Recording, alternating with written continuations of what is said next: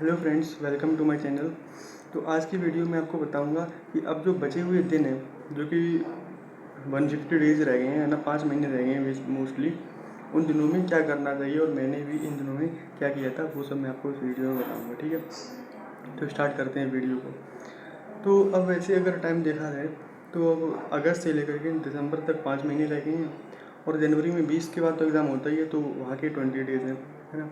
अब उन 20 डेज़ को काउंट वैसे ही नहीं करना है, क्योंकि उन 20 डेज़ में हम बेसिकली मॉक टेस्ट ही लगाते हैं, मॉक टेस्ट लगाते हैं, उसका एनालिसिस करते हैं, मॉक टेस्ट लगाते हैं, उसका एनालिसिस करते हैं, बस यही करते रहते हैं।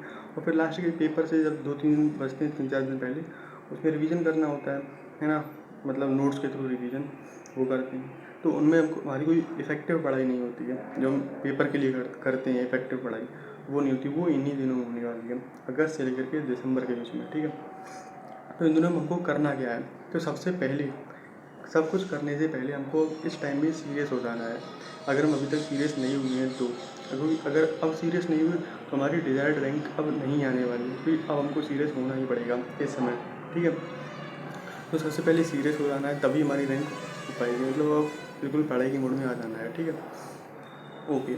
अब बात करते हैं हमको करना क्या चाहिए इस टाइम में। ठीक है, सबसे पहले हमको क्या करना है, कुछ बच्चे ये चीज़ कर भी चुके होंगे पहले से, जिन्होंने ड्रॉप लिया है अगर जो 12th क्लास में, या फिर कुछ बच्चों ने नहीं की होगी। जिन्होंने नहीं किया वो ध्यान से सुन लें, ठीक। और जिन्होंने किया है तो वो कुछ थोड़ा अपडेशन कर सकते हैं मेरे अकॉर्डिंग। ठीक है, तो सबसे पहले क्या करना है, एक पेपर लेना है। उस पेपर पे आपको 3 कॉलम बनाने हैं, एक पुअर चैप्टर का, एक वीक चैप्टर का और एक स्ट्रॉन्ग चैप्टर का। पुअर, वीक और स्ट्रॉन्ग। ठीक, अब इनमें लिखना क्या है कि पुअर में क्या लिखें, वीक में क्या लिखें और स्ट्रॉन्ग में क्या लिखें। ठीक है, इनमें लिखना क्या है। सबसे पहले पुअर चैप्टर तुम्हारे वो चैप्टर में कैटेगरी में आएंगे जिन चैप्टर को तुमने अभी तक छुआ भी नहीं है, मतलब उनका तुमने कुछ बेसिक भी नहीं कराया। उनका अगर एक बेसिक सवाल भी तुमको दिया जाए तो तुम नहीं कर पाओगे उसका, क्योंकि तुमने ना उसका लेक्चर देखा है, ना उसके लेक्चर ही नहीं है, नोट्स भी नहीं करे, मतलब उसकी क्लास नहीं करी है। वो चैप्टर तुम्हारा बिल्कुल ही खाली है। वो चैप्टर पुअर चैप्टर कैटेगरी में आएंगे, मतलब उनको तुमने अभी छुआ भी नहीं है। ठीक है, तो उन चैप्टर की पहले लिस्ट बना लो। ठीक, फिर तुम्हारे वीक चैप्टर भी होंगे। वीक चैप्टर बोले तो उनमें कौन से चैप्टर लिखने हैं, उनमें तुम्हारे नोट्स तो कंप्लीट सारे लिखे हुए हैं, नोट्स तो सारे कंप्लीट हैं, लेक्चर सारे देख रखे हैं।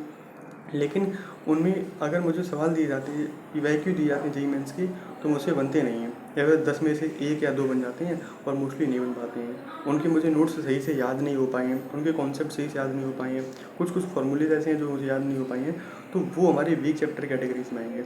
ठीक, और स्ट्रॉन्ग चैप्टर में मुझे कौन चैप्टर लिखने हैं, स्ट्रॉन्ग चैप्टर में वो चैप्टर लिखने हैं जिनके नोट्स सारे पूरे हैं, नोट्स सारे याद भी हो चुके हैं, उनकी एनसी मतलब, और वो चीज़ पढ़ना है वो तो बाद की बात, लेकिन नोट्स सारे लिखे हुए हैं, नोट्स सारे याद भी हैं। ठीक है, उसके बाद उनकी एनसीईआरटी सारी कंप्लीट है। जैसे केमिस्ट्री के लिए हम एनसीईआरटी पढ़ते हैं, तो केमिस्ट्री की एनसीईआरटी हम सारी पढ़ चुके हैं उस चैप्टर के लिए, है ना।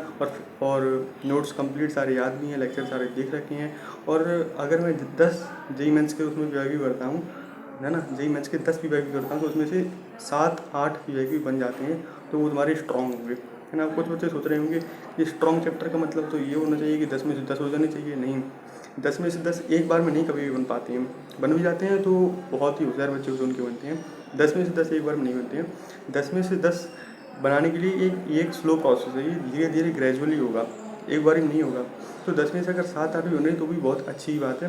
धीरे धीरे आपको कॉन्सेप्ट पता चलेंगे क्वेश्चन के थ्रू। जब बहुत ज़्यादा क्वेश्चन लगाने लगोगे तब कॉन्सेप्ट्स की आपकी ग्रैब हो गए, है ना। जो नए नए कॉन्सेप्ट सीखोगे वो स्लो प्रोसेस से सीखोगे, एकदम से नहीं सीख पाओगे। ठीक है, तो अगर 10 में से 7-8, है ना, जेईई मेंस की जगह बन रहे हैं, 10 में से 7-8 ऐसे, तो स्ट्रॉन्ग चैप्टर की कैटेगरी में ही आएंगे।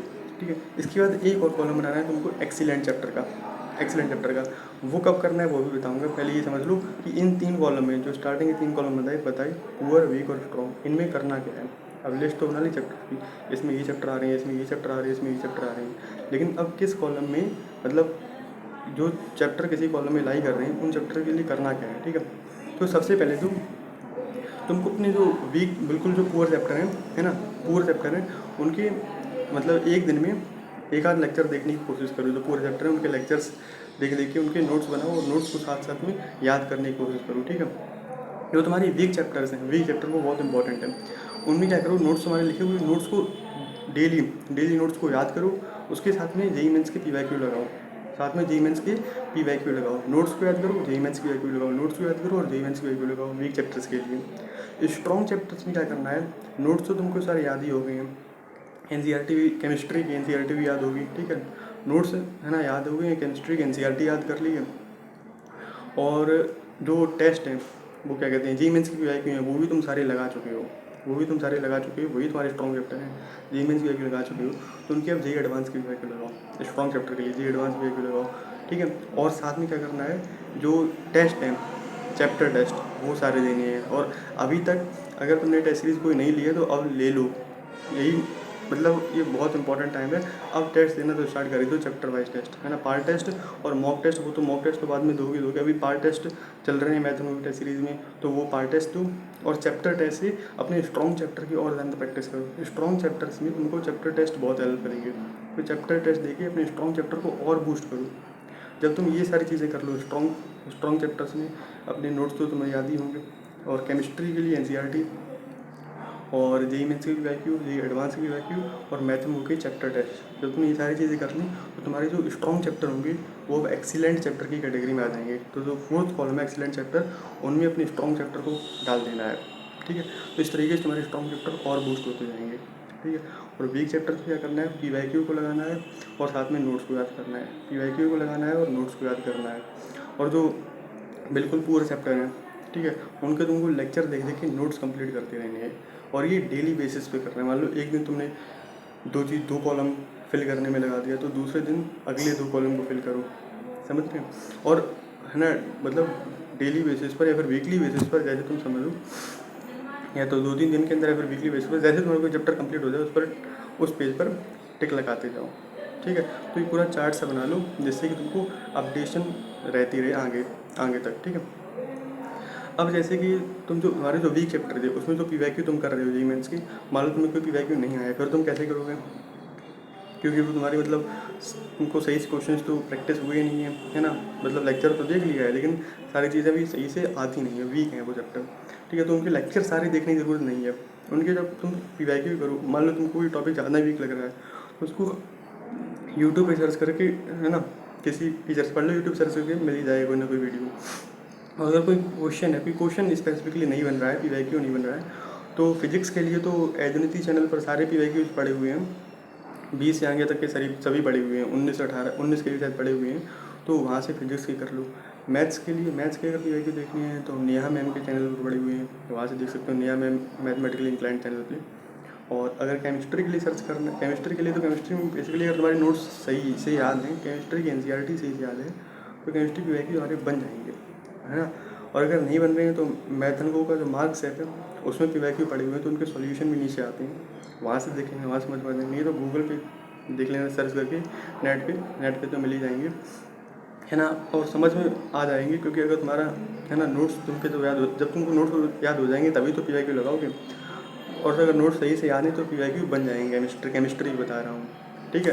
फिजिक्स और मैथमेटिक्स के लिए तो बता दिए कौन कौन चैनल से PYQ देखनी है, अगर समझ में नहीं आ रहा है PYQ तो, ठीक है। पहले तो नोट्स सारे याद कर लेने हैं, फॉर्मूले, नोट्स में जो क्वेश्चन कराए गए हैं उन क्वेश्चन को दोबारा से सॉल्व करना है ना, तब जा करके जेईई मेंस की PYQ लगानी है ना। और अगर जेईई मेंस की PYQ सारे हो जाते हैं, नोट्स सारे याद हो जाते हैं, है ना, तो फिर वो तुम्हारा वीक चैप्टर तुम्हारा कंप्लीट हो चुका है। फिर तुम्हारा वो वीक चैप्टर स्ट्रॉन्ग चैप्टर में चला जाएगा, समझ रहे हैं, स्ट्रॉन्ग चैप्टर में चला जाएगा। उसी तरीके से फिर पूरे चैप्टर को अपने वीक चैप्टर में शिफ्ट कर दो, है ना। ऐसे ही शिफ्टिंग करते रहो जैसे कि आगे तुमको और अपनी मतलब जो तुम्हारी इंप्रूवमेंट हो रही है वो तुमको पता चलती रहे, ठीक है। और अपने जो हर चैप्टर टेस्ट जो तुम दे रहे हो उन अपने चैप्टर टेस्ट के एक पेज पर उसके मार्क्स भी लिखते जाओ, है ना। और अब टेस्ट सीरीज़ ले लो, ये बहुत इंपॉर्टेंट टाइम है। अब अगर टेस्ट सीरीज़ नहीं लोगे तो फिर आगे बहुत लेट होते जाओगे। अभी तुमको अपने इंप्रूवमेंट के बारे में पता चलेगा, तुमको पता चलेगा कि तुम कौन सी तरीके की गलतियाँ कर रहे हो जिसे तुम आगे नहीं करो, ठीक है। तो this is the right time that you should buy test series, है ना। और रेलिवेंट अगर लेनी है तो मैथन को भी लेनी है, ठीक है। और नीचे डिस्क्रिप्शन में मैं कोड लिख दूँगा, है ना, वो आप कोड यूज़ करके आपको डिस्काउंट मिल जाएगा। 500 discount JEE mains plus advance की कॉम्बो टेस्ट सीरीज़ में मिलेगा और 200 डिस्काउंट जेईई मेंस के टेस्ट सीरीज पर मिलेगा। Thank you.